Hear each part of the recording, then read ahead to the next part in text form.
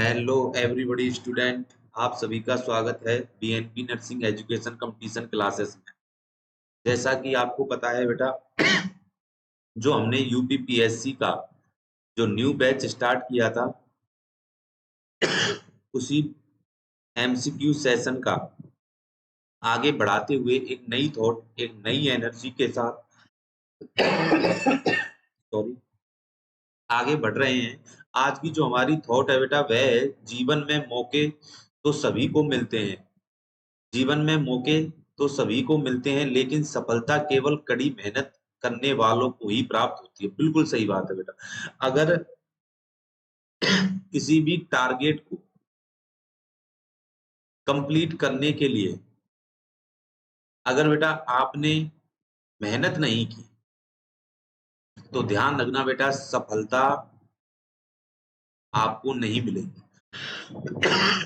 सफलता आपको नहीं मिलेगी, क्योंकि ध्यान रखना बेटा कि किसी भी काम में अगर आपको सफलता हासिल करनी है, तो उसके लिए मेहनत करनी बहुत ज़रूरी है। उसके लिए क्या है? मेहनत करनी बहुत ज़रूरी है। इसीलिए तो कहते हैं बेटा कि जो स्टूडेंट मेहनत करता है, अपने लक्ष्य की ओर लगातार बढ़ता चलता है, वो कभी भी असफल नहीं हो सकता। वो क्या होगा बेटा? सफल ही होगा। जैसे कि मैं आपको एक बात बताता हूँ, मान लो कि भई आपका किसी भी एग्ज़ाम, आप कोई भी एग्ज़ाम दे रहे हो, आपका सिलेक्शन नहीं हो रहा है, लेकिन किस्मत के उसके बेटा, ठीक है? किस्मत से एक एग्ज़ाम में आपका क्या हो गया बेटा? सिलेक्शन हो गया, ठीक है? अब सिलेक्शन एक बार, ध्यान रखना बेटा, किस्मत के भरोसे क्या हुआ? एक बार सिलेक्शन हुआ। अगर अब याद रखना बेटा, अगर आप रियल में मेहनत मेहनती हो, सुनना बेटा क्या कह रहा हूँ, अगर आप रियल में मेहनती हो, तो ध्यान रखना बेटा, अब आप कोई भी एग्ज़ाम दो, आप हमेशा सफल होते चलोगे। आपका हर एग्ज़ाम में नंबर आएगा, लेकिन किस्मत रियल में एक बार ही मौका देगी, ध्यान रखना बेटा। किस्मत बार-बार कभी मौका नहीं देती है बेटा, किस्मत हमेशा एक बार मौका देती है। अब किस्मत तो आपको सिर्फ़ एक बार मौका देगी। अब वो आप पर आधारित है बेटा कि अब आप सफल होने के लिए, ठीक है, कितनी मेहनत कर पाते हो। अगर आप रियल में मेहनती हो, तो हमेशा ध्यान रखना बेटा, अब आप सफल होते जाओगे। आगे किसी भी एग्ज़ाम में बैठो, हमेशा आपका सिलेक्शन होता जाएगा। जैसे कि आपने देखा होगा कि एक में सिलेक्शन हो जाए, तो ये इसके बाद बेटा सब में, जिस कोई भी एग्ज़ाम स्टूडेंट देता है, वो हमेशा क्या होता है? सफल होता चलता है बेटा, ठीक है? तो इसी थॉट को आगे बढ़ाते हुए बेटा, ठीक है, हमारा एमसीक्यू सेशन स्टार्ट करते हैं। ये रहा पहला एमसीक्यू सेशन आपकी स्क्रीन पर। क्वेश्चन को पढ़ें और आंसर करें। क्वेश्चन को पढ़ें और आंसर करें बेटा। बहुत ही इंपॉर्टेंट क्वेश्चन है, ध्यान रखना बेटा। बहुत ही इंपॉर्टेंट क्वेश्चन है, 5 स्टार बना लेना क्वेश्चन को। क्वेश्चन क्या है कि abnormal proliferation of uterine endometrial tissue outside uterus is also known as. बिल्कुल इंपॉर्टेंट क्वेश्चन है, सरल क्वेश्चन है।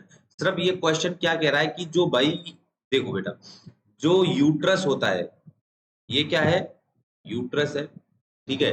अब यूट्रस की जो एंडोमेट्रियल लेयर होती है, मतलब अंदर की लेयर होती है बेटा, ठीक है? अंदर की लेयर होती है, ठीक है? उसमें इस क्वेश्चन में ये क्या कहा गया है कि जो यूट्रस की एंडोमेट्रियल सेल है, ठीक है, या एंडोमेट्रियल लेयर है, उसकी क्या हो गई है बेटा? आउटसाइड ग्रोथ हो गई है। मतलब कि उस एंडोमेट्रियल लेयर की, उसकी सेल की इतनी ग्रोथ हो गई है कि वो यूट्रस के कहां पर आ गई है बेटा? बाहर आ गई है। तो इस कंडीशन को हम क्या बोलते हैं बेटा? इस कंडीशन को हम क्या बोलते हैं? सिर्फ ये क्वेश्चन है। अब सबसे पहले हम बेटा ऑप्शन देखते हैं कि भाई क्या ऑप्शन है, क्या कह रहा है, ठीक है? सबसे पहले मेनोरेजिया। मेनोरेजिया बेटा, मैंने अपनी पिछली वीडियो में, ठीक है, बताया था मेनोरेजिया क्या होता है। मेनोरेजिया का दूसरा नाम होता है डियर हाइपर मेनूरिया। क्या होता है? हाइपर मेनूरिया होता है, ध्यान रखना। हाइपर मेनूरिया का मतलब होता है कि मोर देन 80 ml से ज्यादा अगर क्या हो रहा है? ब्लड लॉस हो रहा है। मोर देन 80 ml से ज्यादा क्या हो रहा है? ब्लड लॉस हो रहा है। उस कंडीशन को हम क्या बोलते हैं? मेनूरिजिया बोलते हैं। मतलब डी ऑप्शन तो अपना क्या हो गया, खोटा हो गया। Next, metrorrhagia. मेट्रोरेजिया का मतलब होता है बेटा इरेगुलर टाइम एपिसोडिक ब्लीडिंग। क्या होता है, irregular time episodic bleeding. Irregular का मतलब कि भाई जो नॉर्मली जो बेटा मेंस्ट्रुएशन साइकिल होती है वो 21 से 35 दिन की होती है नॉर्मली।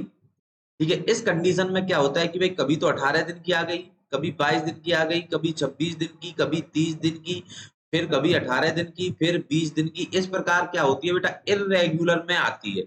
इरेगुलर सीक्वेंस में क्या चलती है, मेंस्ट्रुएशन साइकिल चलती है। उस कंडीशन को हम क्या बोलते हैं, मेट्रोरेजिया बोला जाता है। मतलब सी ऑप्शन भी अपना क्या हो गया, खोटा हो गया। Next, cystic fibrosis, very important topic है, ध्यान रखना बेटा। ये पीडिया का टॉपिक है। ये किसका टॉपिक है, पीडिया का टॉपिक है। Cystic fibrosis. सिस्टिक फाइब्रोसिस का मतलब ये ध्यान रखना बेटा कैसी है, ऑटोसोमल कंडीशन है। क्या है, ऑटोसोमल कंडीशन होती है, ध्यान रखना बेटा। इसमें क्या होता है कि जो अपनी बेटा जो ग्लैंड होती है बॉडी में, ठीक है, कितनी, एक तो एंडोक्राइन ग्लैंड होती है और एक एक्सोक्राइन ग्लैंड होती है। एंडोक्राइन ग्लैंड कौन सी होती है, ये बेटा डक्टलेस होती है। कैसी होती है, डक्टलेस, जो अपने सीक्रेशन को सीधा कहां पर डालती है, ब्लड में डालती है। और एक एक्सोक्राइन होती है, ये डक्टनेस होती है।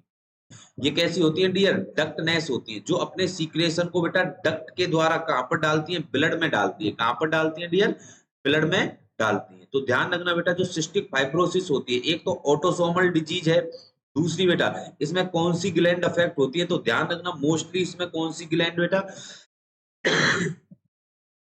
एक्सोक्राइन ग्लैंड अफेक्ट होती है। कौन सी होती है बेटा, एक्सोक्राइन ग्लैंड अफेक्ट होती है, ध्यान रखना। ठीक है, तो इसमें कौन सी ग्लैंड अफेक्ट होती है, एक्सोक्राइन ग्लैंड अफेक्ट होती है मोस्टली। अब एक चीज यहाँ पर देखो बेटा, कि जो अपनी बॉडी में एक्सोक्राइन ग्लैंड जहां जहां पर होगी बेटा, ठीक है, वही बॉडी का जो ऑर्गन है, पार्ट्स है, वो क्या होंगे बेटा, अफेक्ट होंगे।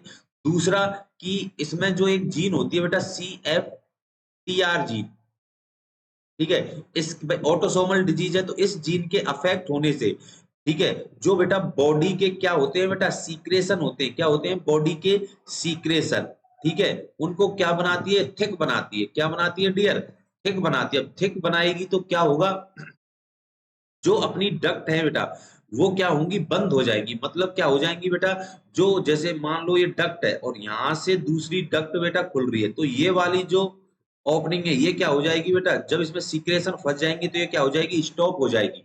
क्या हो जाएगी, स्टॉप। तो अपने सीक्रेशन को दूसरे कहां पर बेटा, ल्यूमन में नहीं डाल पाएगी। बात समझ में आ रही है। और ये क्यों होता है, क्योंकि बॉडी के सीक्रेशन कैसे हो जाते हैं, थिक हो जाते हैं।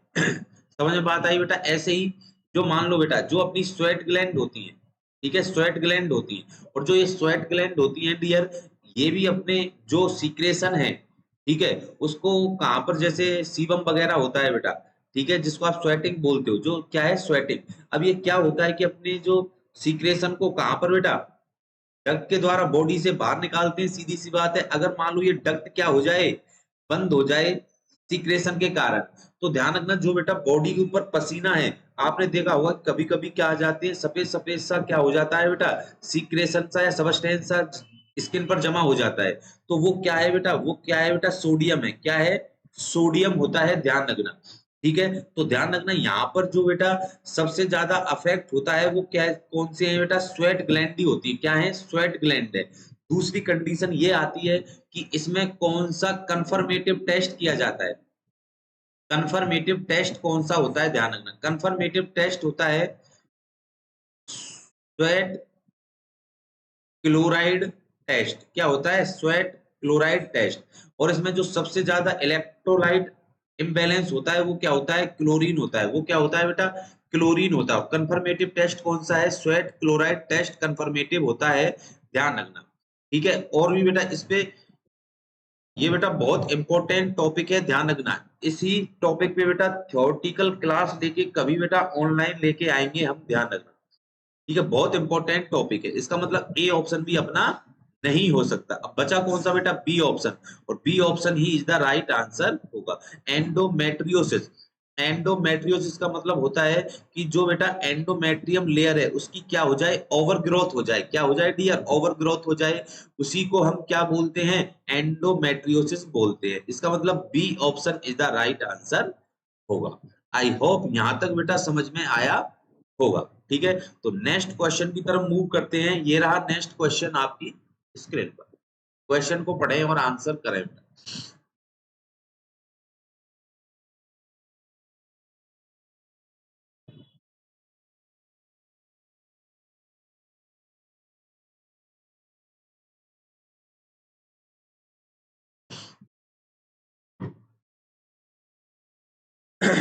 क्वेश्चन क्या है, क्वेश्चन है बेटा एक 28 साल का ओल्ड वोमेन, 28 साल की एक ओल्ड वोमेन है, schedule for a bilateral salpingo-oophorectomy. What is the priority concern to be address while obtaining inform consent for surgery. ठीक है बेटा, अब क्वेश्चन को समझना बहुत इंपॉर्टेंट क्वेश्चन है बेटा, और प्रीवियस एग्जाम में पूछा हुआ क्वेश्चन है।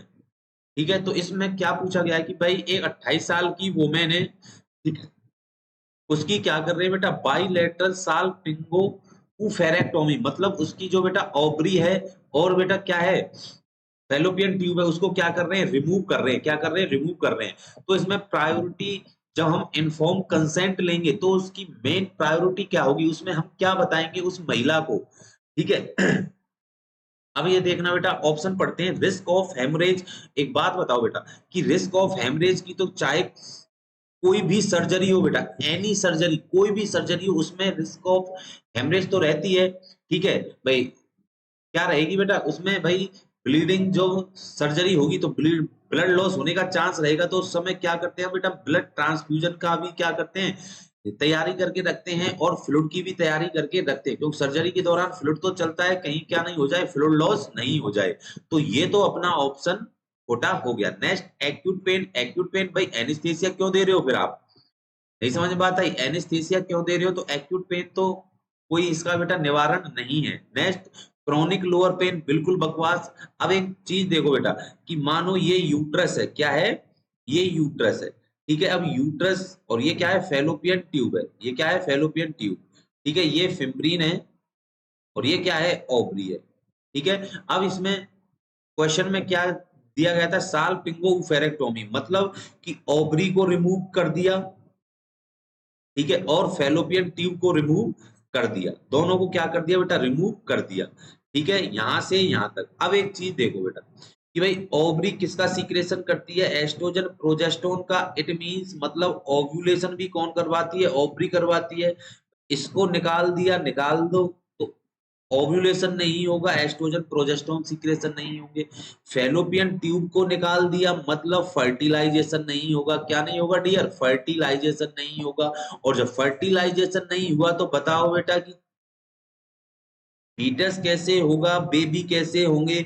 तो उस महिला को पहले ही ये क्या कर दें बेटा, वार्न कर दें कि अगर हमने फेलोपियन ट्यूब ने रिमूव कर दी, ओवरी रिमूव कर दी, तो आप कभी भविष्य में मां नहीं बन पाओगी। इसका मतलब D option is the right answer, loss of child bearing potential.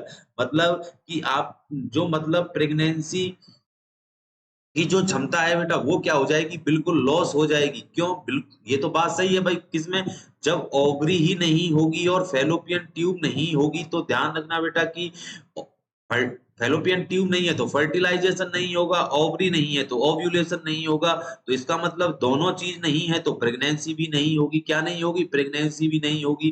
तो इसलिए सर्जरी करने से पहले जब बेटा नर्सिंग ऑफिसर, ठीक है बेटा, जब क्या ले, कंसेंट ले, क्या ले, कंसेंट ले, तब इस बात को क्या करे बेटा, वो बताए, इस बात को क्या के, वो बेटा पेशेंट को बताए, पेशेंट के घर वालों को बताए। इसका मतलब D option is the right answer होगा। आई होप इतना भी समझ में आया होगा बेटा। नेक्स्ट क्वेश्चन की तरफ मूव करते हैं। ये रहा नेक्स्ट क्वेश्चन आपकी स्क्रीन पर। क्वेश्चन को पढ़ें और आंसर करें। ठीक है, क्वेश्चन क्या है, द इनएबिलिटी, क्वेश्चन एक बार पढ़ लेते हैं बेटा।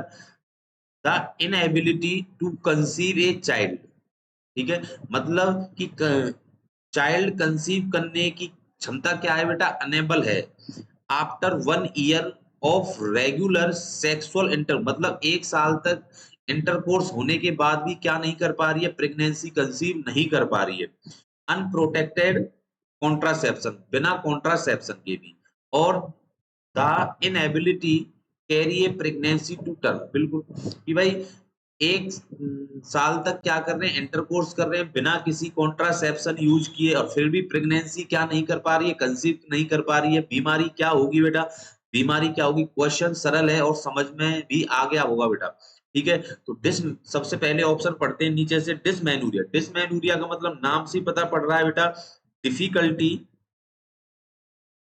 Difficulty of the bleeding phase. भाई ब्लीडिंग फेज में क्या हो रही है डियर, डिफिकल्टी हो रही है।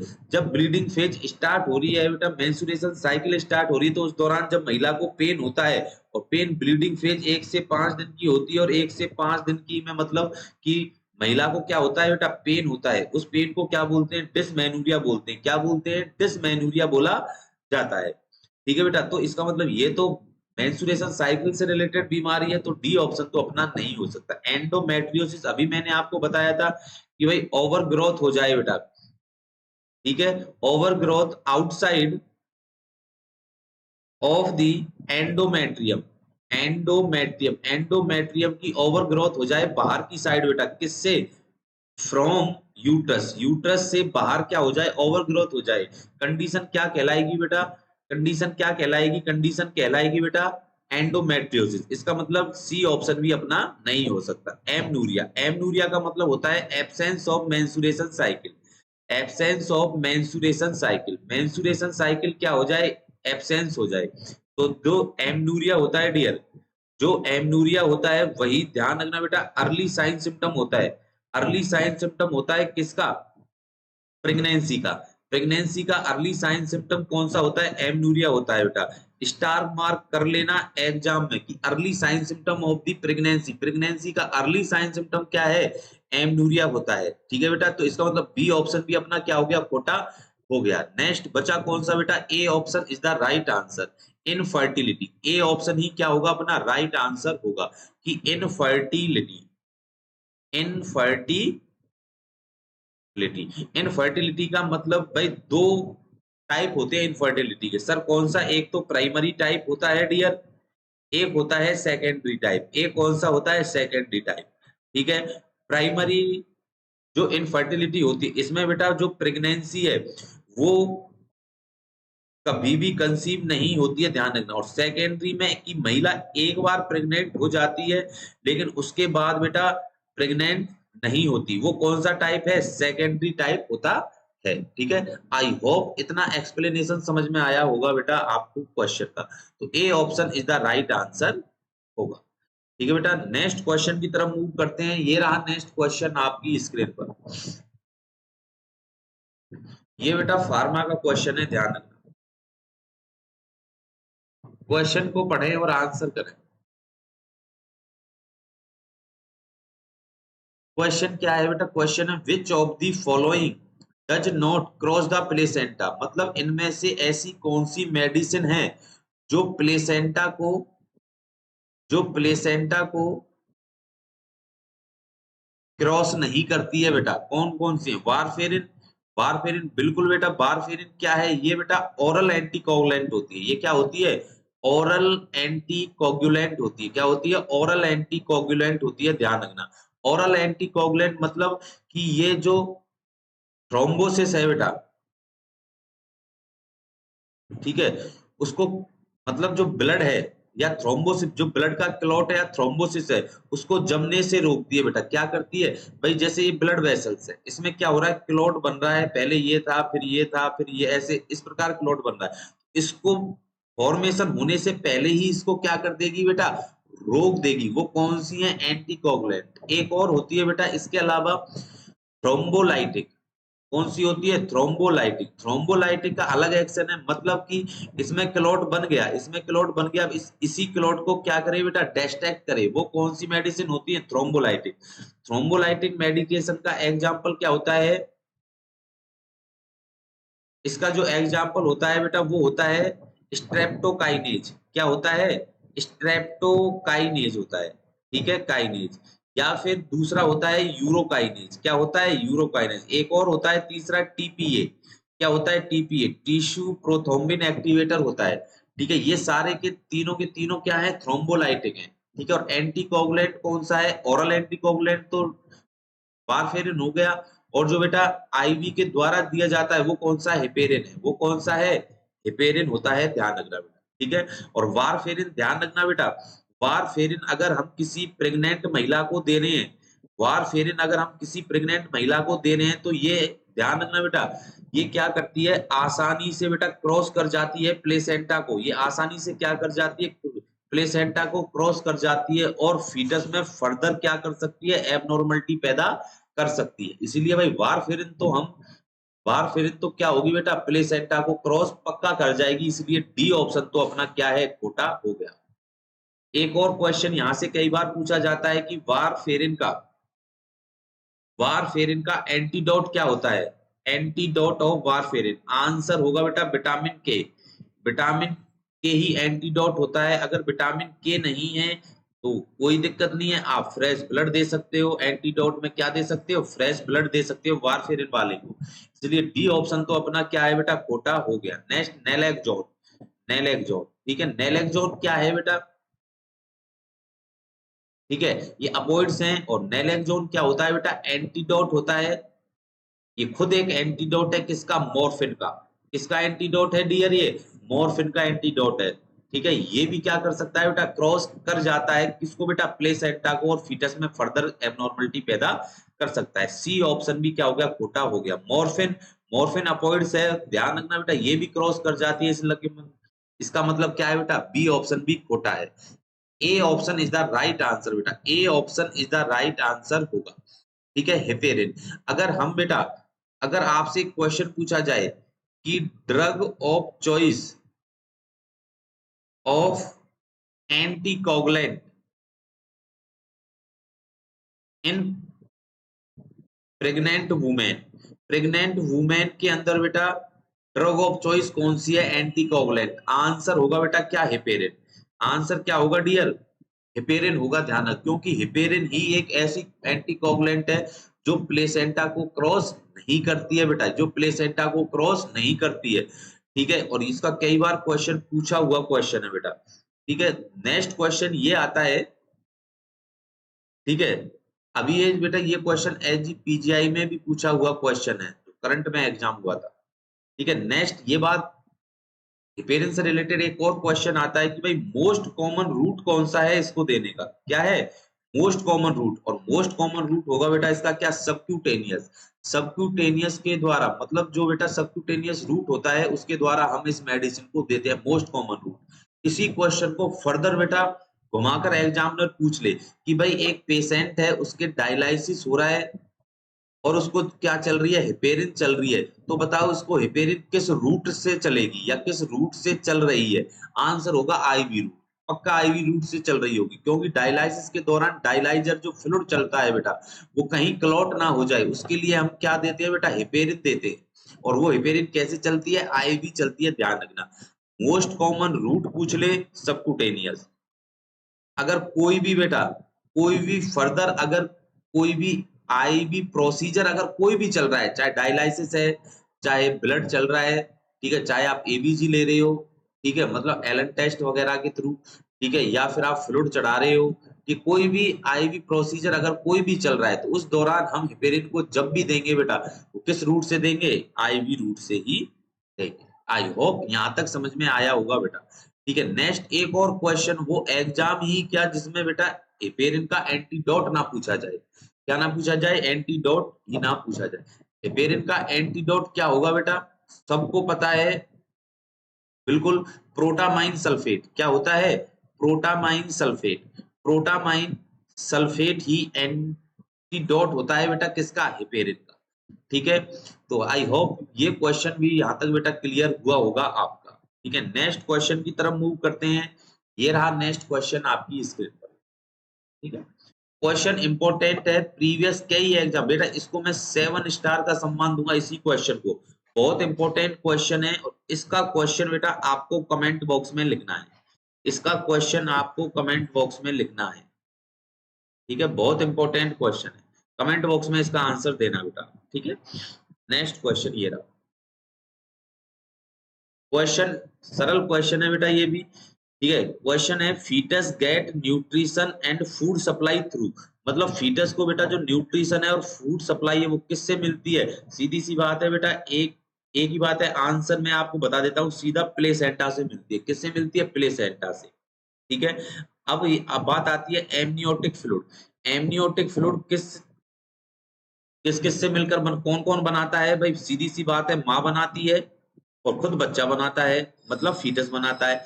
माँ का कौन सा कंपोनेंट एमनियोटिक फ्लूइड बनाने में यूज होता है? तो ध्यान रखना बेटा, मदर का तो प्लाज्मा होता है, बच्चे का यूरिन होता है।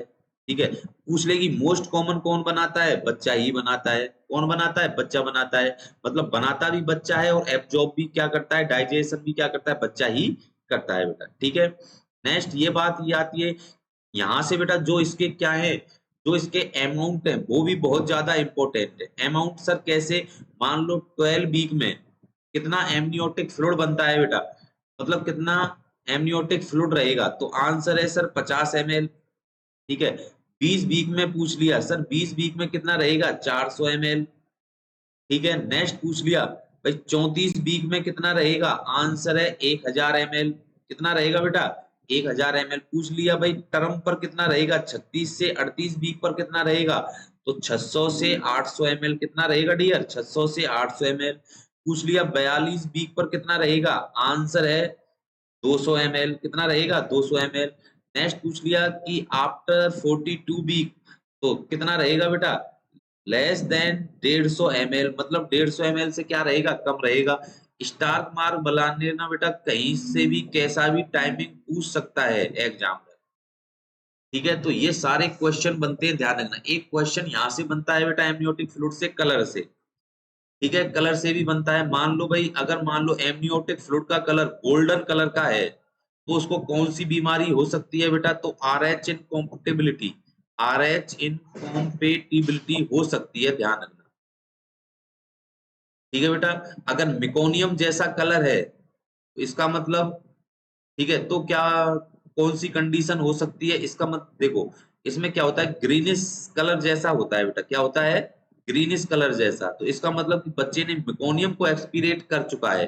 क्या कर चुका है? मेकोनियम एक्सपीरियंट कर चुका है। तो उस कंडीशन में इसका कलर कैसा हो जाता है? ग्रीनिश हो जाता है। ठीक है, नेक्स्ट भाई मान लो कि इंट्रा यूटेराइन डेथ हो गई है बच्चे की, तो इसका कलर कैसा होगा बेटा? डार्क होगा। एमनियोटिक फ्लूइड का कलर कैसा होगा? डार्क होगा, ध्यान रखना। टोबैको कलर जैसा होगा। ठीक है, तो इसका मतलब बी ऑप्शन तो गलत है। अम्लाइकल कोड, अम्लाइकल कोड भी भाई नंबर में कितनी होती है सर? 3 होती हैं। 3 कैसे कैसे होती हैं भाई? आर्टरी और वेन होनी चाहिए। 2 तो आर्टरी होती है और एक क्या होती है बेटा? वेन होती है। ठीक है सर कौन सी वेन होती है? तो ध्यान रखना बेटा, कौन सी वेन होती है? राइट अम्लाइकल वेन होती है। कौन सी होती है? Right umbilical when. जो लेफ्ट वेन होती है वो क्या हो जाती है बेटा? डिसअपियर हो जाती है। सर कब हो जाती है? After 4 month. 4 मंथ के बाद वो डिसअपियर हो जाती है। और 4 मंथ से पहले कितनी अम्लाइकल आर्ट मतलब अम्लाइकल ब्लड वेसल्स होती है? तो नंबर में 4 होती है बेटा 4 मंथ से पहले। और जब 4 मंथ के बाद कितनी हो जाती है बेटा? वो 3 हो जाती है। एक क्या हो जाती है? डिसअपियर हो जाती है। ठीक है, और एक क्वेश्चन यहाँ से बेटा, एक बार एम्स रायपुर ने पूछा हुआ क्वेश्चन है यहाँ से। एम्स रायपुर ने पूछा था कि अम्लाइकल कोड के अंदर क्या प्रेजेंट नहीं होता है? क्या प्रेजेंट नहीं होता है? तो आंसर है बेटा नर्व प्रेजेंट नहीं होती है। क्या नहीं होती? नर्व प्रेजेंट नहीं होती है। इसीलिए अम्लाइकल कोड को काटते वक्त बेटा बच्चे को पेन नहीं होता है बेटा। बच्चे को पेन नहीं, भाई सीधी सी बात है, नर्व नहीं रहेंगी तो पेन कहां से होगा? ठीक है, एम्स रायपुर ने पूछा था बेटा ये क्वेश्चन।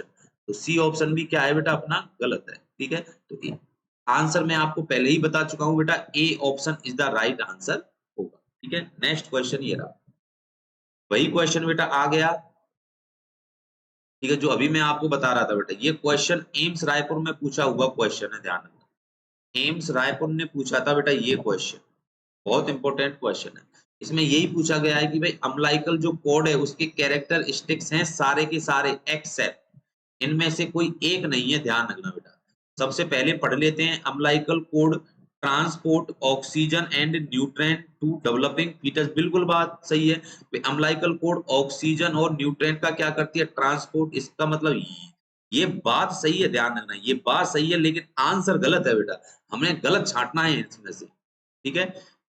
सी ऑप्शन क्या है, सी ऑप्शन है बेटा umbilical code is enclose and protected Waterson jelly. बिल्कुल सही बात है कि जो अम्लाइकल कोड होती है बेटा उसमें क्या होता है, वाटरसन जेली होती है। क्या होती है, वाटरसन जेली होती है, ध्यान रखना, ठीक है। इसका मतलब ये बात तो सही है लेकिन आंसर गलत है बेटा, हमें गलत छाटना है, बात सही है। नेक्स्ट है बेटा अम्लाइकल कोड कंटेंट 2 आर्टरी और 1 वेन। बिल्कुल मैंने अभी आपको बताया था कितनी वेन ब्लड वेसल्स होती है, 3 होती हैं। इसका मतलब ये बात भी सही है, अपना आंसर नहीं है। अब बी सी डी अपने आंसर नहीं है तो बचा कौन सा बेटा, ए ऑप्शन। ए ऑप्शन ही क्या होगा, सही होगा। Umbilical code has sensory nerve ending. बिल्कुल बकवास। मैंने बताया था ना कि अम्लाइकल कोड में नर्व नहीं पाई जाती है जिसके कारण बच्चे को बेटा काटते समय पेन नहीं होता है। इसका मतलब A option is the right answer होगा, ठीक है। नेक्स्ट क्वेश्चन ये रहा आपकी स्क्रीन पर बेटा, क्वेश्चन को पढ़ें और आंसर करें। ये क्वेश्चन क्या है, when the placental villi invade the myometrium the placenta is term. बिल्कुल, देखो बेटा कि जो अपनी यूट्रस की लेयर है, ठीक है, उसमें इम्प्लांटेशन कहां पर होता है सर, एंडोमेट्रियम पर। एंडोमेट्रियम अंदर की, मायोमेट्रियम बीच की लेयर है, पेरीमेट्रियम बाहर की लेयर है, ठीक है। प्रेगनेंसी के दौरान एंडोमेट्रियम को हम क्या बोलते हैं, डेसिडुआ बोला जाता है, ठीक है बेटा। क्या बोला जाता है, डेसिडुआ बोला जाता है, ठीक है। अब इसमें क्या होगा भाई, ये तो बाहर की लेयर है, ठीक है, ये मायोमेट्रियम है। फर्दर डेसिडुआ बेटा कितने भागों में डिवाइडेड होती है, 3 टाइप में डिवाइडेड होती है सर। कौन कौन सी, डेसिडुआ बेसिलिस, ठीक है, डेसिडुआ बेसिलिस, डेसिडुआ कॉम्पैक्टम और डेसिडुआ पेराइटेलिस, ठीक है। फिर इसके बाद बेटा जो ये है डेसिडुआ बेसिलिस फिर फर्दर डिवाइडेड होती है, ये तो पेराइटल है, ये मायोमेट्रियम है, ये डेसिडुआ पेराइटेलिस है, और फिर ये जो बेटा डेसिडुआ बेसिलिस है, ठीक है, ये डेसिडुआ बेसिरेलिस में डिवाइडेड होती है, डेसिडुआ स्पोंजियोसम में, डेसिडुआ कैप्सुलेरिस, ठीक है। तो अब बताओ बेटा जो यहाँ पर प्लेसेंटा जो इम्प्लांट होता है वो कौन सी लेयर तक होता है, स्पोंजियोसम तक होता है। नॉर्मली तो कहां तक होता है, स्पोंजियोसम तक ही क्या होता है, इम्प्लांट होता है, ठीक है। अगर मानो अगर ये जो प्लेसेंटा है बेटा ये कहां तक इम्प्लांट हो जाए, मायोमेट्रियम तक, यहाँ तक इम्प्लांट हो जाए, कहां तक हो जाए बेटा, यहाँ तक, मायोमेट्रियम तक। क्वेश्चन यही तो बोल रहा है कि भाई प्लेसेंटल विलाई है इन्वेड हो जाए कहां तक, मायोमेट्रियम तक। तो प्लेसेंटा की कंडीशन को क्या बोलते हैं बेटा, प्लेसेंटा की कंडीशन को हम क्या बोलते हैं। तो आंसर अगर मान लो कि यहां तक अटैच हो जाए मायोमेट्रियम तक, इस वाली कंडीशन को बोलते हैं प्लेसेंटा एक्रीटा। क्या बोलते हैं, प्लेसेंटा एक्रीटा, ठीक है बेटा। अगर मान लो ये इससे क्या हो जाए, थोड़ा सा बाहर निकल जाए, क्या हो जाए, मायोमेट्रियम को पार कर जाए, तो इस कंडीशन को हम बोलते हैं बेटा प्लेसेंटा इनक्रीटा। क्या बोलते हैं, प्लेसेंटा इनक्रीटा। अगर जो पेरीमेट्रियम को ही पार कर जाए तो इस बीमारी को बोलते हैं प्लेसेंटा परक्रीटा। क्या बोलते हैं, प्लेसेंटा परक्रीटा। तो ध्यान रखना बेटा ये इम्प्लांटेशन की 3 बीमारी हो गई सर। कौन कौन सी, प्लेसेंटा एक्रेटा मतलब मायोमेट्रियम से अटैच होती है, प्लेसेंटा इंक्रीटा मतलब एंटर कर जाती है मायोमेट्रियम में, और प्लेसेंटा परक्रेटा मतलब पेरीमेट्रियम को ही क्या कर जाती है, पार कर जाती है। अब आंसर इसमें से ढूंढ लो। प्लेसेंटा एस्ट्रा कोलियरिस ये तो मैंने बताया ही नहीं, परक्रेटा ये तो पार कर जाती है किसको बेटा, पेरीमेट्रियम को, और यहाँ पर मायोमेट्रियम मतलब सी ऑप्शन भी क्या है बेटा, खोटा हो गया। Next placenta increta. Placenta increta का मतलब है एंटर कर जाना। क्या है बेटा, एंटर कर जाना, इसलिए बी ऑप्शन भी नहीं है। अपना राइट आंसर क्या होगा बेटा, ए ऑप्शन प्लेसेंटा एक्रीटा, मतलब कि इन्वेड कर जाए किसमें बेटा, मायोमेट्रियम में। क्या कहलाता है, प्लेसेंटा एक्रीटा कहलाता है, मतलब A option is the right answer होगा। आई होप क्वेश्चन समझ में आया होगा बेटा बहुत अच्छे तरीके से। नेक्स्ट क्वेश्चन ये रहा आपकी स्क्रीन पर। वही क्वेश्चन है बेटा जो मैंने अभी आपको बताया था कि प्लेसेंटा एक्रेटा किसको बोला जाता है। सबसे पहले पढ़ते हैं it is the condition in which, D option पढ़ते हैं बेटा। It is the condition in which the placenta is attach to the lower uterine segment, मतलब प्लेसेंटा किससे अटैच है, लोअर यूट्राइन सेगमेंट से। उसको बेटा ध्यान रखना प्लेसेंटा एक्रेटा नहीं बोलते, उसको प्लेसेंटा प्रेविया बोला जाता है। क्या बोला जाता है, प्लेसेंटा प्रेविया बोला जाता है। डी ऑप्शन अपना गलत आंसर है बेटा। सी ऑप्शन पढ़ लेते हैं। It is the condition in which the placenta is anchored to endometrium, मतलब एंडोमेट्रियम से चिपका हुआ है बेटा, तो उसको क्या बोलेंगे बेटा। तो ध्यान रखना ये प्लेसेंटल एबनॉर्मलिटी है, ठीक है। सी ऑप्शन भी अपना खोटा हो गया। Next, it is the condition in which the placenta is attach to the upper uterine segment, कि अपर यूट्राइन सेगमेंट पर क्या है, अटैच है। तो ये तो सही बात है, तो बढ़िया बात है बेटा कि भाई जब प्लेसेंटा इम्प्लांट होता है ब्लास्टोसिस, तो वो कहां पर होता है, अपर यूट्राइन सेगमेंट पर होता है। इसका मतलब ये ऑप्शन भी अपना नहीं है। बचा कौन सा बेटा, A option is the right answer. It is the condition in which placenta is anchored to myometrium, क्या है, मायोमेट्रियम है।